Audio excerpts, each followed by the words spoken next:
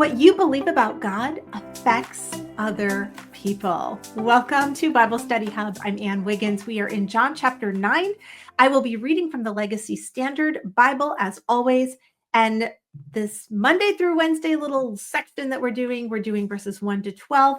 And then every day we take a little chunk of the big chunk and then we kind of go back and dig into that. So let's read our big section together as we do every day. And then today we'll focus on verses 8 to 12, which I will not reread since we will have just finished those up. So pay special attention to verses 8 to 12 because that's what we're going to talk about today. As he passed by, he saw a man blind from birth, and his disciples asked him, saying, "Rabbi, who sinned, this man or his parents, that he would be born blind?" Jesus answered, "Neither this man nor his parents sinned, but this was so that the works of God might be manifest in him. We must work the works of him who sent me as long as it is day. Night is coming when no one can work. While I am in the world, I am the light of the world." When he had said this, he spat on the ground, made clay of the saliva, and rubbed the clay on his eyes, and said to him, "Go wash in the pool of Siloam," which is translated sent.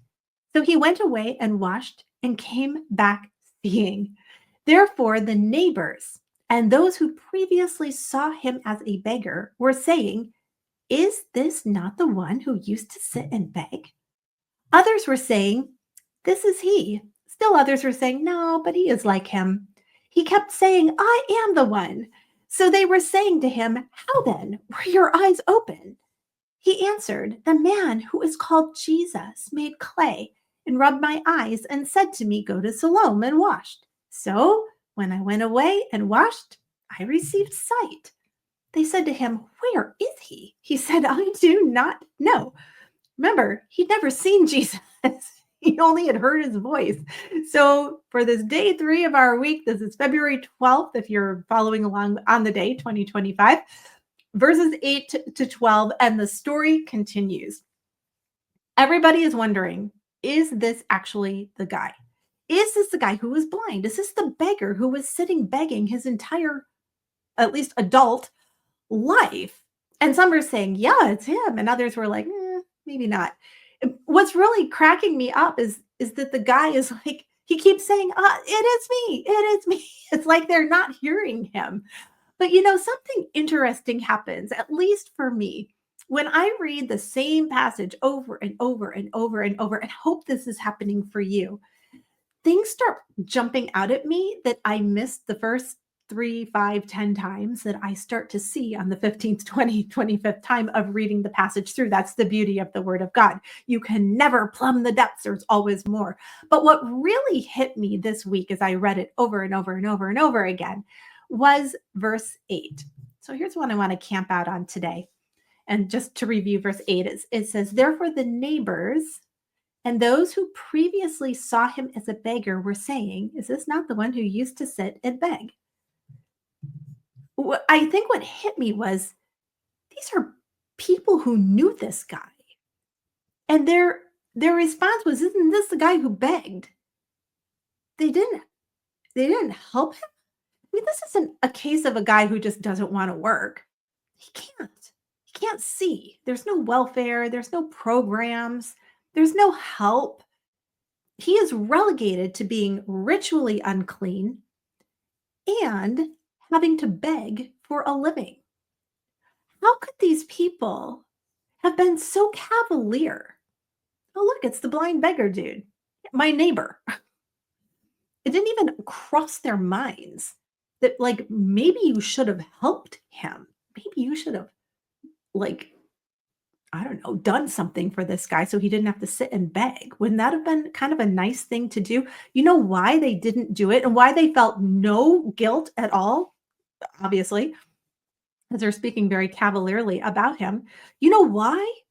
Because what they believed about God, as we said in previous studies, is that this man was cursed by God for something that either he or his parents did.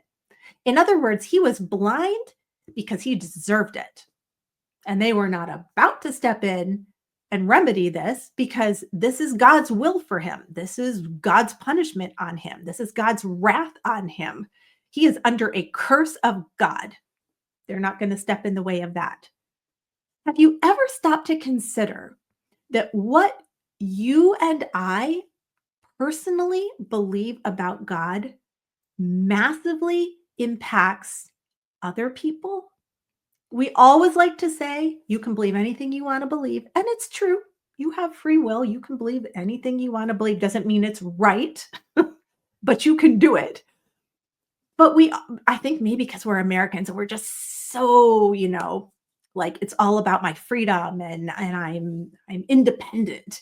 And so we kind of get in that mindset. But in reality, what we believe, especially about God, has a massive impact on other people. This is just one example of that. What you believe about God will impact your children in ways I can't even begin to describe. What you believe about God impacts your spouse and your marriage. What you believe about God will impact the people that you work with. It will impact your extended family. If you get God right, people around you will be blessed.